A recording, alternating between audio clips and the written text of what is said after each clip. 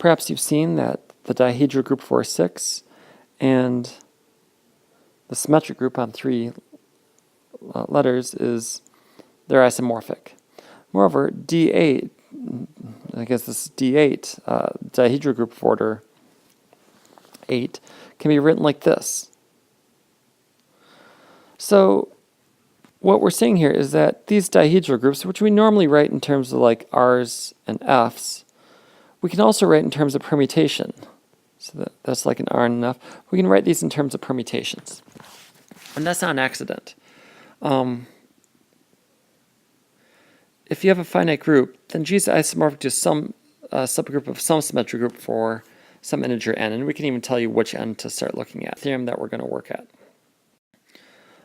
So if we know everything about everything about all finite groups, that's cool. We just need to know symmetric groups. So here's how we're going to run through the proof, but we're going to do it in an example form. We have the Klein-4 group, which we often write as Z2 cross Z2. But here's how we're going to write this as a subgroup of S. First element as a number. So I'm going to just write like that. So 0, 0 is 1, 0, 1 is 2, etc., etc. Multiply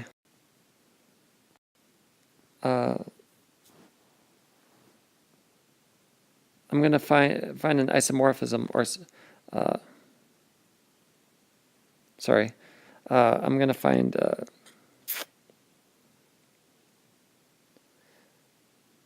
how do I want to say this? This is not going to be an isomorphism. This is going to be an isomorphism to some H, which is a subgroup of S4. That's what I want to say.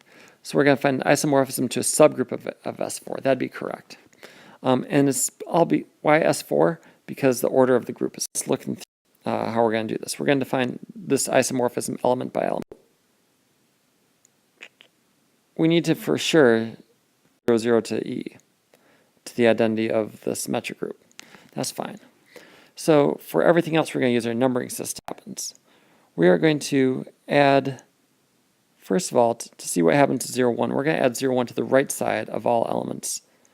But let's do this. 1 is 0, 0, and I'm going to map that to this, right? So what happens to 1? That 1 you think of as being as part as S4. That 0, 0 you think of as being part as V4, and I'm going to just say that they're basically the same. And I'm going to map this around. 0, 1 I'm going to add, or it was 0, 0, I'm going to add 0, 1 to the right. 0, 1. But what number goes along with 0, 1? 2 does. So this tells me that 1 is going to map to 2. Similarly, 2 is going to map to 1, because if I take the second element, which is 0, 1, and I add 0, 1 on the right, then I'm going to get the identity, which is 1. 3 is that, add 0, 1 to the right, and I'm going to get 4, 4, and 3. So what's happening here? 1 goes to 2, 2 goes to 1, 3 goes to 4, 4 goes to 3. That seems like an element of S4 to me.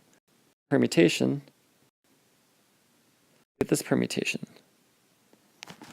So I get that 0, 1 of the Klein-4 group is going to map to 1, 2, 3, 4.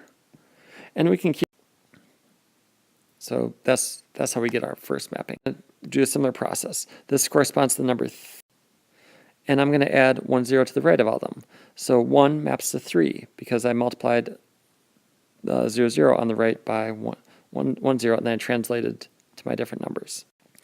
Okay, what happens to this? Add that, I get 4. I get 4 goes to 2. In each case, I just add by 1, 0 on the right. And so what? 3 goes to 1, 2 goes to 4, 4 goes to 2. So that's my mapping. And I can do this one. I'm going to add on the right by 1, 1. And when I do that, so that tells me 1 goes to 1, 4, 2, 3. So this is, you can see pretty easily that this is an isomorphism. Check it out if you like. It's definitely 1 to 1 and on 2. You can show that it has the operation preserving stuff. But ultimately, Cayley's theorem, which is what we're going to prove soon, is going to basically show that this is an isomorphism. We can do the same thing with Q. N should be 8 because that's the order of the group, right? So I'm going to just arbitrarily identify a number with all these. By the way, these probably shouldn't be equal signs. They probably should be like mapping symbols or something like that. But close enough. We'll be a little sloppy, right? So the identity needs to map the identity. And then we process. What's -1? Well, I'm going to multiply on the right by, so 1 goes to 1 times -1, which is 2. -1 goes to -1, -1. Notice I'm always multiplying on the right by -1. And that corresponds to 1. I goes to -I, which is 4, etc., and I get this permutation.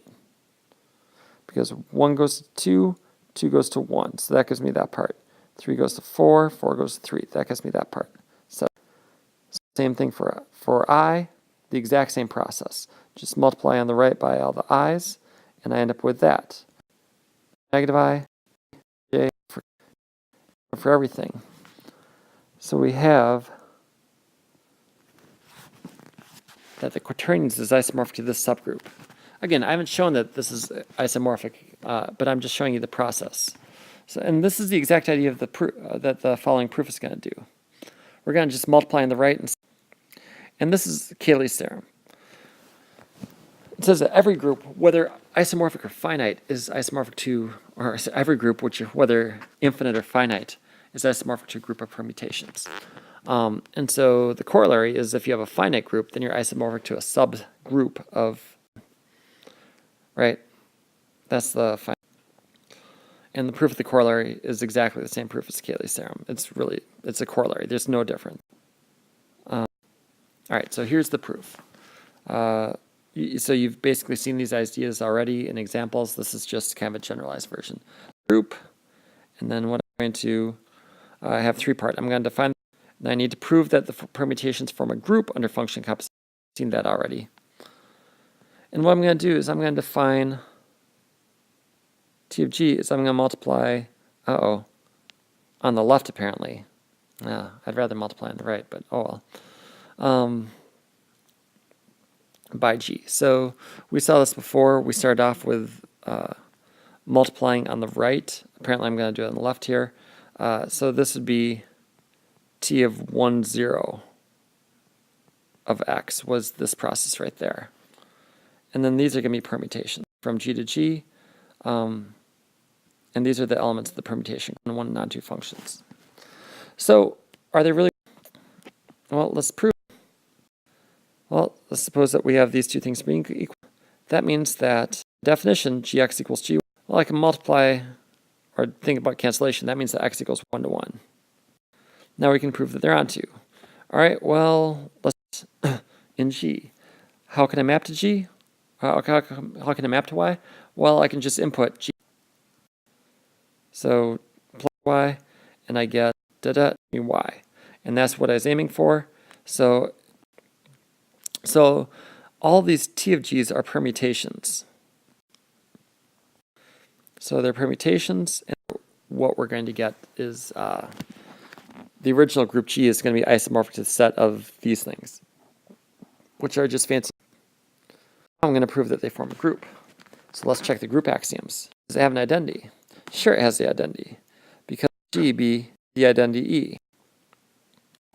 So when I compose with any T of G with T of E, I'm going to get exactly this, but that's just, so that gets the compose with, when you compose E with any other thing, you're just going to end up with T of G.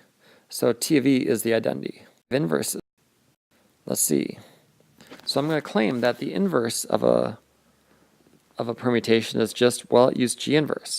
Believe me, I'm going to show you. G, I'm going to show that this is equivalent to just getting X back. Well, if I first do that, that gives me G inverse like that. Well, now if I apply T of G, I'm going to multiply in the left by, I just give less. But that's equal to TE of X. So, and similarly that. So, I do have inverses. So that's the inverse of that, and given any permutation, I can find this inverse there. Associativity, all function compositions are associative. We've seen that a bunch of times. So we just need to prove closure. So, well, I guess I'm going to go through the steps.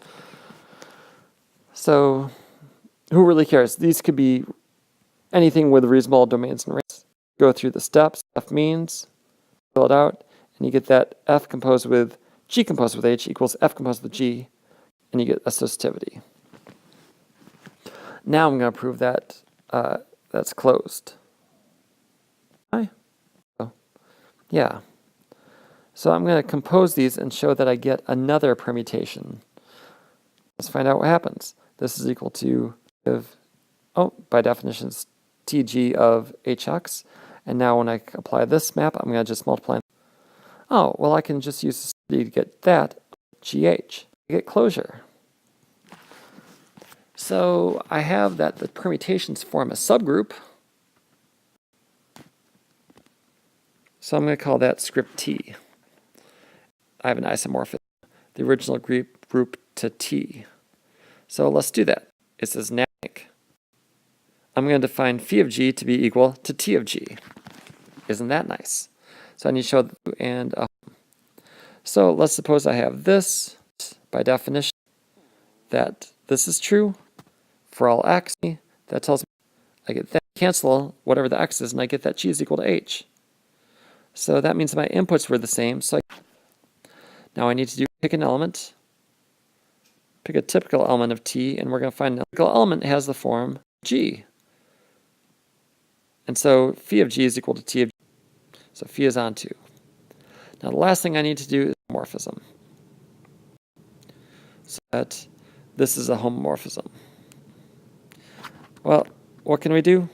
Let's say G equals T of GH. And this composition over here, phi of G composed with phi